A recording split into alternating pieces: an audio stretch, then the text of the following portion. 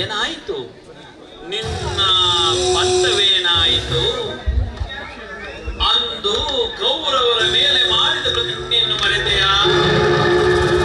ದುರ್ಯೋಧನ ಅನ್ನಕ್ಕೆ ಮರುಳಾಗಿ ಮಾಡಿದ ಪ್ರತಿಜ್ಞೆಯನ್ನು ಮರೆತೆಯಾ?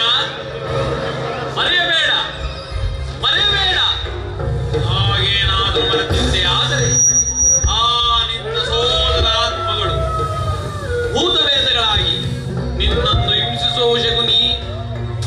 ಅತ್ತ ನೋಡು, ಅತ್ತ ನೋಡು ಶಕುನಿ, ನಿನ್ನ ಸಹೋದರರ ಕೂಗನ್ನು ಕೇಳು, ಅವರ ಆರ್ತನಾದವನ್ನು ಆಲಿಸು. ಮತ್ತು ನಿನ್ನ ವಂಶವನ್ನು ನಿರ್ವಂಶ ಮಾಡಿದ ಆ ದುರ್ಯೋಧನ ವಂಶವನ್ನು ನಿರ್ವಂಶ ಮಾಡುವುದಾಗಿ ನೀನು ಮಾಡಿದ ಪ್ರತಿಜ್ಞೆ ಏನಾಯಿತು? ನಿನ್ನ ಪಂಥವೇನಾಯಿತು? ನಿನ್ನ ಪ್ರತಿಜ್ಞೆ ಏನಾಯಿತು?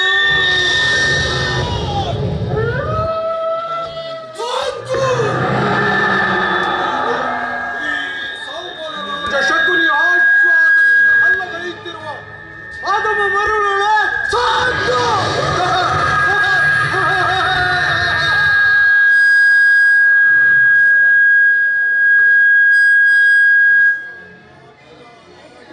ವಿಶಾಲ ವಿರಾಜಿತ ಭೂಮಂಡಲದ ಕಂಡ ಕೀರ್ತಿ ಪ್ರತಾಪ ಪೂರಿತ ನಿತ್ಯ ಸಸ್ಯ ಶ್ಯಾಮಲ ಚರವನ ಸಿರಿ ಮೃಗ ಗಗನಗರ್ಪಿತ ಸಹಸ್ರಗಾವದ ವಿಸ್ತೀರ್ಣವಾದ ಈ ಗಾಂಧಾರ ದೇಶದ ಶತಾನುಜರ ಸಹೋದರ ಶಕುನಿ ನಾಮಾಂಕಿತನಾದ ನಾನು ನಿಷ್ಪಕ್ಷ ನಿಕೃಷ ನಿರಾಳರಾಗಿ ಸತತವು ಸುಮಧುರ ಸಾಹಿತ್ಯ ಸಂಗೀತ ಸಡಗರ ಸಂಭ್ರಮಗಳಿಂದ ಸುಬುದ್ಧಿಯ ಸುಜನ ಸುವರ್ಣ ಭೂಮಿಯಾದ ಈ ಗಾಂಧಾರ ದೇಶದ ಶತಾನುಜರ ಸಹೋದರನಾದ ನಾನು ನಿನ್ನ ಮಾತುಗಳನ್ನು ಚಾಚೂ ತಪ್ಪದೆ ಪಾಲಿಸುತ್ತ ಅಖಂಡ ಭೂಮಂಡಲಾಧೀಶನೆಂದು ಬೀಗುತ್ತಿರುವ ಹಾ ಬಲಾಢ್ಯ ದುರ್ಯೋಧನ ಸಾಕ್ಷಾರಾಗಿಸುವುದು ಸಾಕ್ಷಾರಾಗಿಸುವುದು. ದುರ್ಯೋಧನ ದುರ್ಯೋಧನ ನೋಡಿದೆ ನನ್ನ ತಮ್ಮಂದಿರ ಸ್ಮಶಾನವನ್ನು.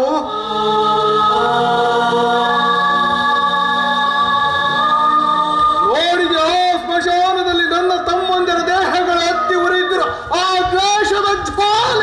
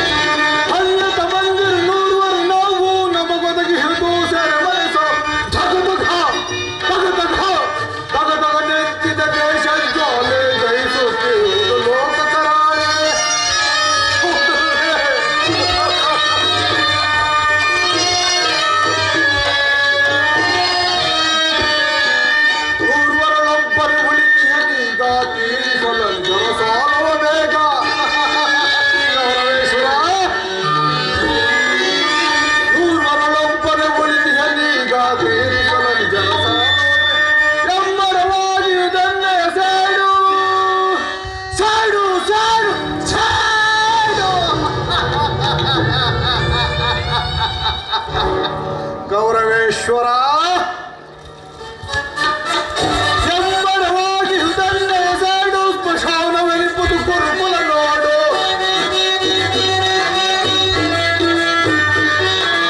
ಎಂಬಡವಾಗಿ ಹೃದಯ ಸಾಡು ಸ್ಮಶಾನವೆನಿಪುದು ಕುರುಕುಲ ದಗದಗನೆತ್ತಿದ ದೇಶ ಕಾಲೇ ದಹಿಸುತ್ತಿರುವುದು ಲೋಕತರಾಳೆ ಲೋಕತರಾಳೆ ಲೋಕತರಾಳೆ.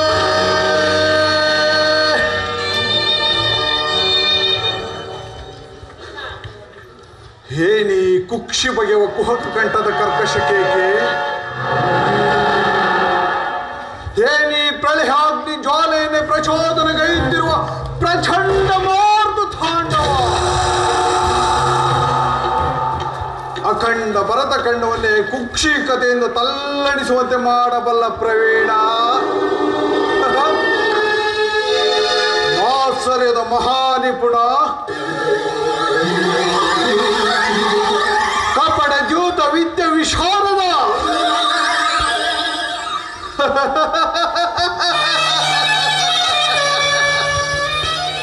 ಈ ಸೋಮಲ ರಾಜ ಶಕುನಿಯೊಡನೆಯು ನಿಮ್ಮಗಳ ಸರಸ ಸಲ್ಲಾಪ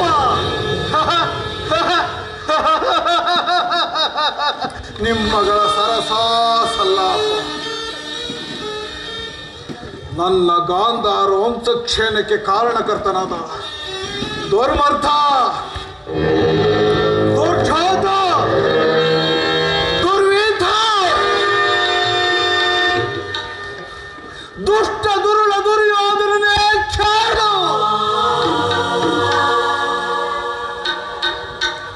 ಒಂದು ನಿರಾಪರಾಧಿಗಳು ನಿಸ್ಸಹಾಯಕರು ಆದ ನನ್ನ 99 ಮಂದಿ ಸಹೋದರರ ಜೊತೆಗೆ ನನ್ನ ಜನ್ಮದಾತನನ್ನು ನಿನ್ನ ಕತ್ತಲೆಯ ಕಾರಾಗೃಹದಲ್ಲಿರಿಸಿ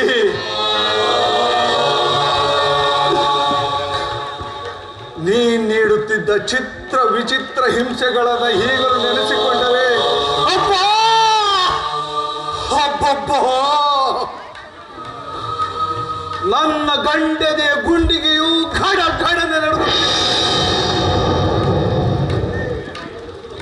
ನನ್ನ ದೇಹವೇ ಕಂಪಿಸು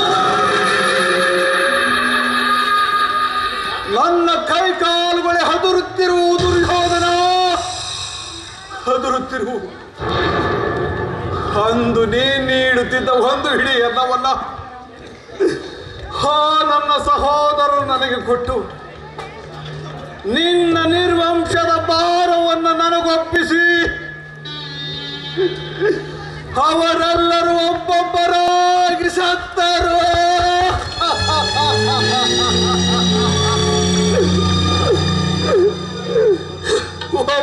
ಒಬ್ಬೊಬ್ಬರಾಗಿ ಸತ್ತರು. ಅವನ ಮೃತದೇಹಗಳ ಸ್ಥಿರ ಶೂನ್ಯ ದೃಷ್ಟಿ ಈಗಲೂ ನನ್ನ ಸ್ಮೃತಿ ಪಟಲದಿಂದ ಹಚ್ಚಹಳೆಯದೆ ಉಳಿದು ನಿನ್ನ ನಿರಂತರ ಯಾತನೆಯಿಂದ ನೊಂದು ಬೆಂದು ಕುಕ್ಷವಾಗಿರುವ ಈ ನನ್ನ ದೇಹವನ್ನು ಹಣು ಹಣುವಾಗಿ ಛಿದ್ರ ಛಿದ್ರವಾಗಿ ತುಂಡರಿಸಿ ನೋಡಿದರು ದುರ್ಯೋಧನ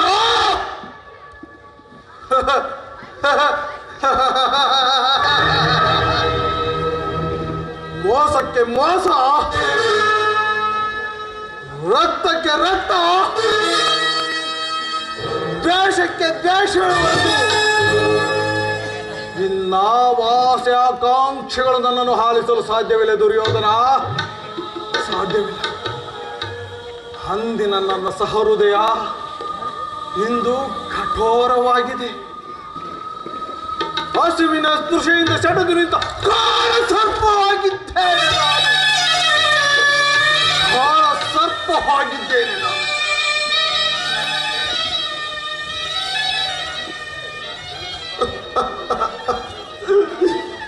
ಕುರು ರಕ್ತದ ಅಜಸ್ತ್ರಧಾರಹಿತ ಪುನಃ ನನ್ನ ಸಹೋದರರನ್ನು ಉಜ್ಜೀವನಗೊಳಿಸುವೆನು.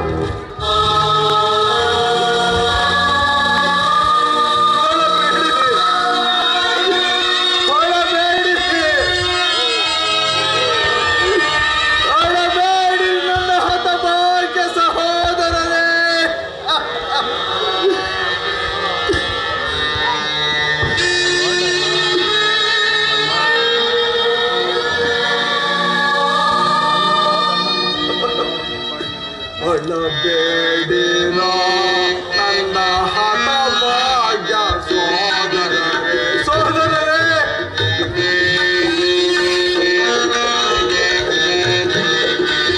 ಹೊಳಬೇಡಿರೋ ನನ್ನ ಹಠಭಾಗ್ಯ ಸೋದರರೇ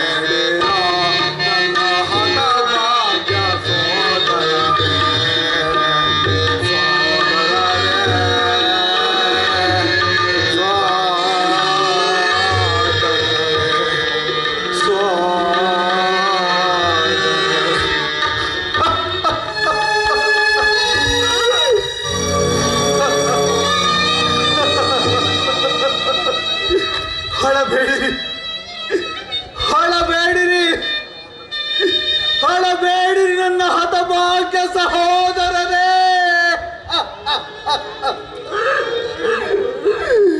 ಹಳಬೇಡಿರಿ. ದುರ್ಯೋಧನನ 99 ಮಂದಿ ತಮ್ಮಂದಿರ ಚಿನ್ನ ರುಂಡೆಗಳಿಂದ ನರಕದಲ್ಲಿ ನಿಮ್ಮ ನಿರಾಚರವನ್ನು ಮಾಡಿ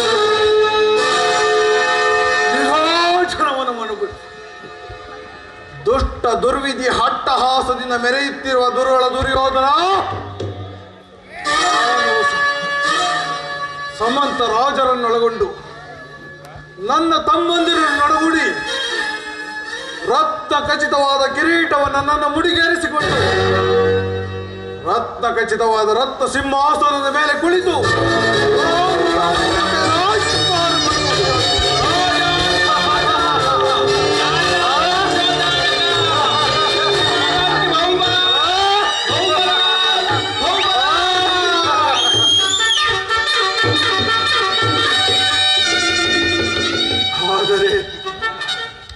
ಆದರೆ ದುರ್ಯೋಧನ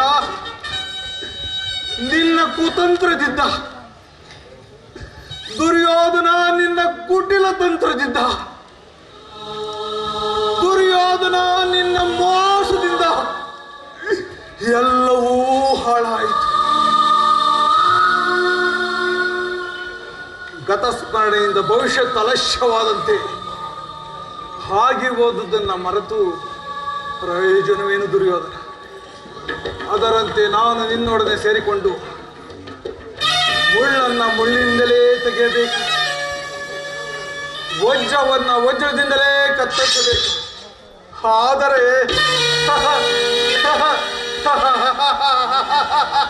ನಿನ್ನಂತ ಮೋಸಗಾರರಿಂದ ಮೋಸದಿಂದಲೇ ನಾಶಪಡಿಸಬೇಕು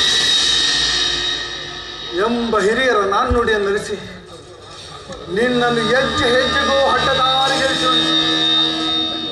ನಿನ್ನ ಬಂಧು ಬಾಂಧವರನ್ನು ನಿನ್ನ ಕೈಯಿಂದಲೇ ಕೊಲ್ಲಿಸುವೆನು.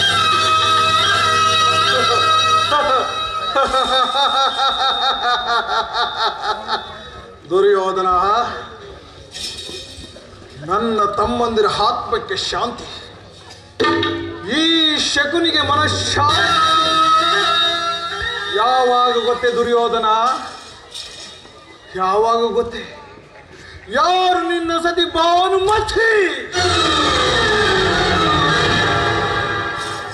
ಯಾರು ನಿನ್ನ ಸತಿ ಭಾನುಮತಿ ಮಂಡೆಗೆದರೆ ಮುಂಡೆ ಹಾಕಿ ನಿನ್ನ ಚಿನ್ನ ಬಿದ್ದು ಗೋಳಾಡುವಳ ಆ ದೃಶ್ಯವನ್ನ ಈ ನಯನಗಳಿಂದ ಇಂದು ನಾನು ನೋಡುವೆನೋ. ಅಂದೇ ಅಂದೇ ನನ್ನ ತಮ್ಮಂದಿರ ಆತ್ಮಕ್ಕೆ ಶಾಂತಿ, ಈ ಶಕುನಿಗೆ ಮನಃಶಾಂತಿ. ಏ ಕುರುಕುಲದ ಕಳಂಕ ಕೀಟವೇ,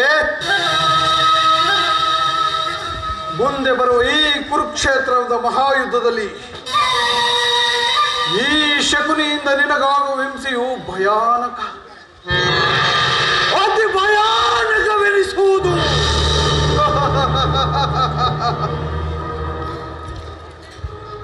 ತಾಯಿಯ ಕಣ್ಣೀರಿನಿಂದ ತೊಯ್ದು ಗುರು ಹಿರಿಯರ ರಕ್ತದಿಂದ ಕಳಂಕಿತರಾಗಿ ಪುತ್ರ ಶೋಕದಿಂದ ದಹಿಸುತ್ತಾ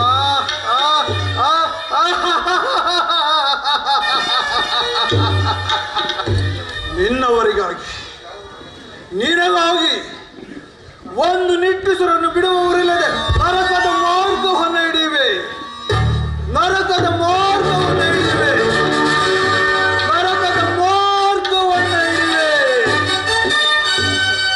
ಯಾರಿಗೆ ಶಕುನಿ ನರಕದ ಮಾರ್ಗ? ಇನ್ನಾರಿಗೆ ನಿನಗೆ ಸುಯೋಧನ. ನಿನ್ನ ಆಗಮನವೇನಯ್ಯ? ನಿನ್ನ ಭಕ್ತ ವೈರಿಗಳಾದ ಆ ಪಾಂಡವರಿಗೆ ನರಕದ ಮಾರ್ಗ ಆಗಿದೆ, ಅಷ್ಟರಲ್ಲಿ ನಿನ್ನ ಮಾರ್ಗ. ಶಕುನಿ, ನಾನು ಮಾಡಿದ ಕಾರ್ಯವು ಯುಕ್ತವೇ? ಚಿಂತೆ ಏಕೆ ಕುರುರಾಜ? ಜಯದ್ರಥ ಕೃತಹರ್ಮಾದಿಗಳು ನಿನ್ನ ಸಹಾಯಕ್ಕಾಗಿ ಸೈನ್ಯ ಸಮೇತ ಹೊರಟರೆಂದು ದೂತನು ಇದನ್ನ ಸಮಾಚಾರವನ್ನು ತಂದನಲ್ಲವೇ? ಅದಕ್ಕಾಗಿ ನಾನು ಚಿಂತಿಸುತ್ತಿಲ್ಲ ಶಕುನಿ. ಈ ದುರ್ಯೋಧನು ಅಸಹಾಯ ವೀರನು ಈ ನನ್ನ ಎರಡು ತೋಳ್ಬಲದಿಂದ ಸಮಸ್ತ ಪಾಂಡವ ಸೈನ್ಯವನ್ನು ನಾಶ ಮಾಡಿಬಿಡುತ್ತದೆ. ಆದರೆ ಜ್ಞಾತಿ ಹಿಂಸೆ ಸಹ್ಯೂತಕಲ ಉಚಿತವೇ ಮಾವ? ಅಂದು ದೋರ್ಗೆ ಹೋಗಿದ್ದಾಗ ಕೃಷ್ಣನು ಯುದ್ಧವು ಅಧರ್ಮ ಎಂದು ಪರಿಪರಿಯಾಗಿ ಹೇಳಿದನು. ಆದರೆ ಅಭಿಮಾನದಿಂದ ನಾನು ಅವನ ಮಾತುಗಳನ್ನು ನಿರಾಕರಿಸಿದೆ. ಕೃಷ್ಣನು ಕ್ಷತ್ರಿಯ ಜಾತಿಯ ಪರಮ ವೈರಿ ದುರ್ಯೋಧನ. ಅವನ ಮಾತು ಪರಿಗ್ರಾಹ್ಯವಲ್ಲಯ್ಯ. ಆ ಕೃಷ್ಣನು ಹಸ್ತಿನಾವತಿಗೆ ಬಂದಿರುವನಂತೆ. ಅಲ್ಲದೆ ನಾಳಿನ ರಾಜಸಭೆಯಲ್ಲಿ ಶಾಂತಿ ಸಂಧಾನ ನಡೆಸುವುದಂತೆ ಅಣ್ಣ, ಶಾಂತಿ ಸಂಧಾನ. ಏನು? ಕೃಷ್ಣನು ಹಸ್ತಿನಾವತಿಯಲ್ಲಿ? ಹೋಗು ಸಹೋದರ, ಕೃಷ್ಣನ ಹದಿ ಸತ್ಕಾರಕ್ಕೆ ಸಿದ್ಧ ಮಾಡು. ಅಣ್ಣ, ಆ ಕಲ್ಪಿತ ಗೋಪಾಲಕನು ನಮ್ಮ ಸತ್ಕಾರವನ್ನು ನಿರೀಕ್ಷಿಸುವುದಿಲ್ಲ. ಆತನಾಗಿದೆ ರಾಜಕಾರಣವಾಗಿ ಆ ದರಿದ್ರ ವಿದುರನ ಮುರುಕು ಜೋಪಡಿಯನ್ನು ಆಶ್ರಯಿಸಿರುವನು, ಮುರುಕು ಜೋಪಡಿಯನ್ನು ಆಶ್ರಯಿಸಿರುವನು.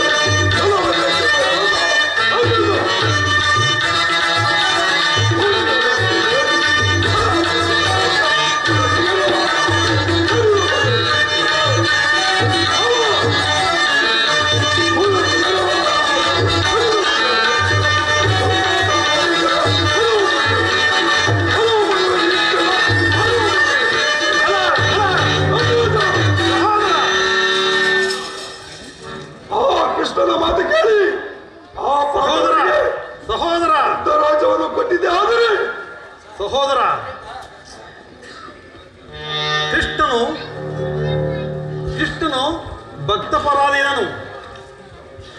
ಅವನಿಗಿಂತಹ ಒಳ್ಳೆಯ ಭಕ್ತರು ಮತ್ತಾರು ಸಿಗುವರು. ಇಂದಿನ ಈ ದಿವಸ ಅವರ ಸತ್ಕಾರವನ್ನು ಮುಗಿಸಿಕೊಂಡು ನಾಳೆ ನಮ್ಮ ಮಂದಿರಕ್ಕೆ ಬಂದೇ ಬರುವನು. ನಡೆ, ಹೋಗಿ ಶ್ರೀಕೃಷ್ಣನ ಸತ್ಕಾರಕ್ಕೆ ಸಿದ್ಧ ಮಾಡು.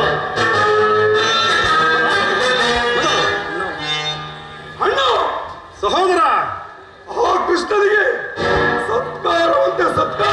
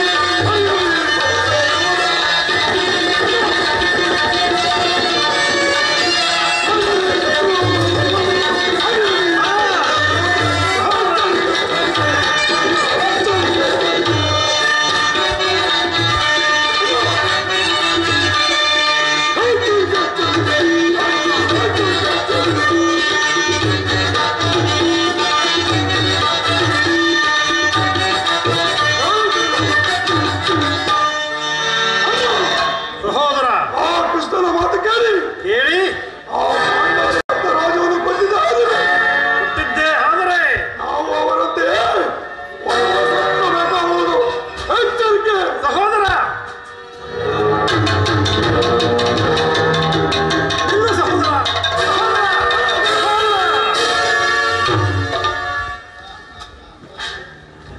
ನೋಡಿದೆಯಾ ಶಕುನಿ, ನನ್ನ ಸಹೋದರ ಹೃದಯದಲ್ಲಿ ಉದ್ಭವಿಸುತ್ತಿರುವ ರೋಷಾಗ್ನಿಯನ್ನ?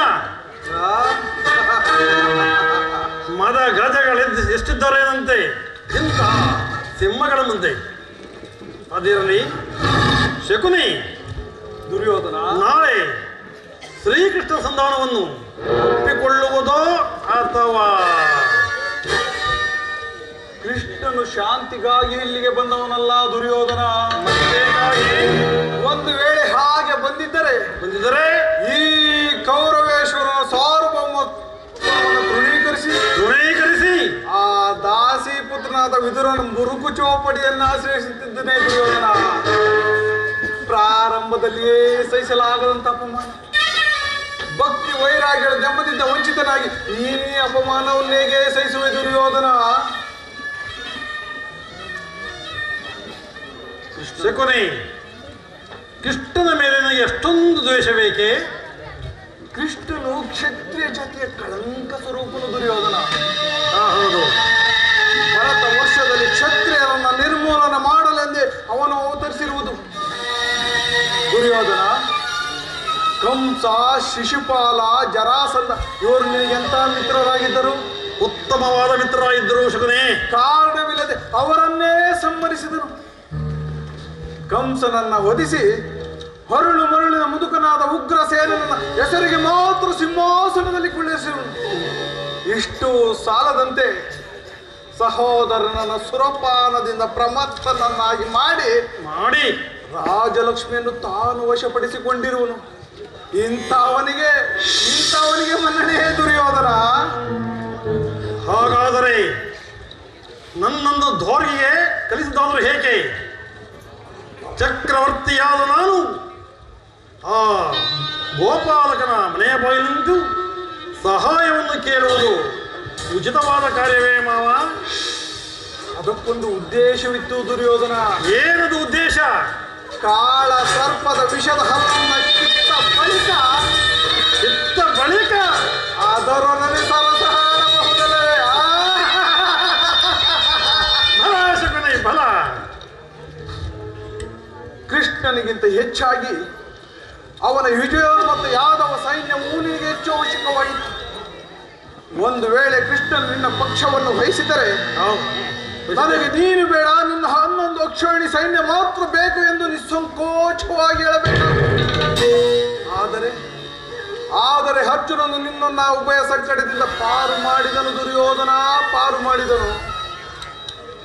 ಶಕುನಿ, ಕೃಷ್ಣನು ಕೆಟ್ಟವನೇ ಇರಬಹುದು, ಆದರೆ ಅವನ ಮೇಯ ದ್ವೇಷಕ್ಕಾಗಿ ಪಾಪ ಆ ಪಾಂಡವರನ್ನ ಕಾಡಿಸಬೇಕಾಗುವುದಲ್ಲ. ದುರ್ಯೋಧನನ ಬಾಯಲ್ಲಿ ಪಾಪ ಕರ್ಮದ ವಿಮರ್ಶೆ ಇಲ್ಲ. ದುರ್ಯೋಧನ, ಪಾಂಡವರನ್ನ ಕೃಷ್ಣನಿಂದ ಎಂದಿಗೂ ಬೇರೆ ಮಾಡಲಾಗದು. ಏತಕ್ಕಾಗಿ ಮಾಡಲಾಗದು? ಅವರೆಲ್ಲರೂ ಕೃಷ್ಣನ ಆಜ್ಞಾಧಾರಕರು. ಕೃಷ್ಣನು ಎಲ್ಲಿರುವನು ಅವರು ಅಲ್ಲೇ ಇರುವರು. ನೀನೇನಾದರೂ ಒಂದು ವೇಳೆ ಸಂಧಿಗೆ ಸಮ್ಮತಿಸಿ ಪಾಂಡವರಿಗೆ ಆಶ್ರಯವನ್ನು ಕೊಟ್ಟೆಯಾದರೆ ನಿನ್ನ ವಿನಾಶಕ್ಕೆ ನೀನೇ ಕಾರಣ. ಹೌದು, ಪಗಡೆ ಆಟದಲ್ಲಿ ಸೋತಾಗಲೇ ಪಾಂಡವರಿಗೆ ರಾಜ್ಯದ ಮೇಲಿದ್ದಕ್ಕೂ ನಷ್ಟವಾಯಿತು. ಪುನಃ ಅವರದನ್ನು ಹೊಂದುವುದೆಂದಿರುವುದು ದುರ್ಯೋಧನ. ಕ್ಷತ್ರಿಯ ವೀರರಿಂದ ಹನುಭಕ್ತಳಾದ ಕುರುಭೂಮಿಯ ರಾಜಲಕ್ಷ್ಮಿಯನ್ನು ಭಿಕ್ಷೆ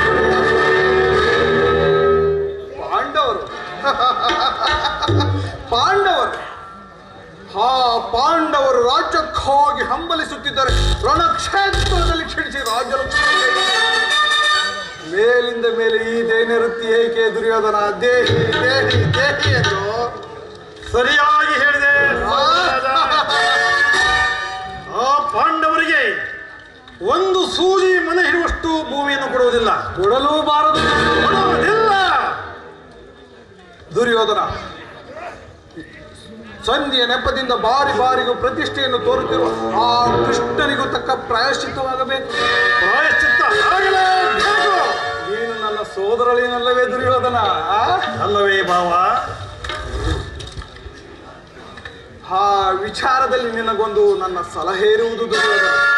ಸಲಹೆ ಏನು ಶಕುನಿ? ನಿನ್ನ ಸಲಹೆ ಸಲಹೆ ಏನೆಂದರೆ,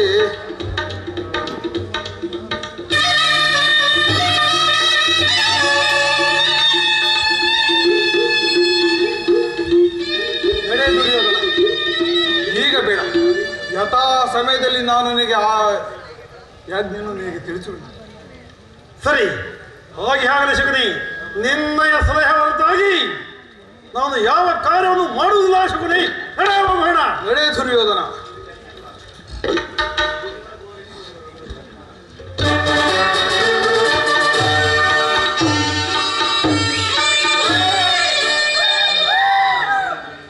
ನನ್ನ ಸಲಹೆ ಈ ಸೌಬಲ ರಾಜ ಶಕುನಿಯ ಸಲಹೆ. ನಿನಗಲ್ಲದೆ ಮತ್ತಿನ್ನಾರಿಗ ದೊರೆಯುವುದು ಮೂಡ ನನ್ನ ಸಲಹೆ.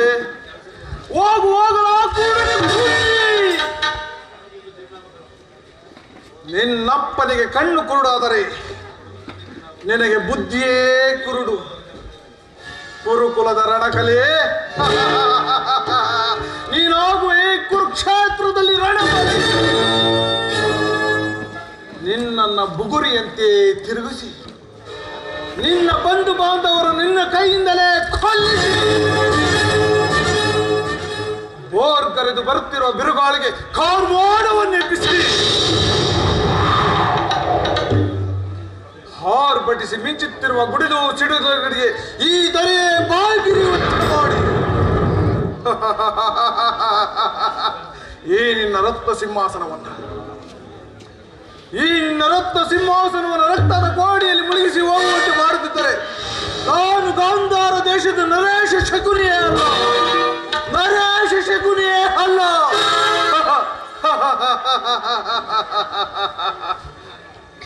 ಶಕುನಿ ಎಂಬ 3 ಅಕ್ಷರದ ಪದದ ಗೊತ್ತೇ ಕೂಡ. ಶಾ ಎಂದರೆ ಶಪಥವೆಂದು, ಕು ಎಂದರೆ ಕುತಂತ್ರದಿಂದ, ನೀ ಎಂದರೆ ನಿನ್ನಾಮ ಮಾಡಲು ಅವತರಿಸಿರುವವನೇ ಈ ಶಕುನಿ. ಅಧಿಕಾರ ದರ್ಪದಿಂದ ಮೆರೆಯುತ್ತಿರುವೆಯೇನೋ ಮೂಡ. ಇಂದೆಷ್ಟು ದಿನವೋ ನಿನ್ನ ಅಧಿಕಾರ ಅಧಿಕಾರ ಅಧಿಕಾರ ಅಧಿಕಾರ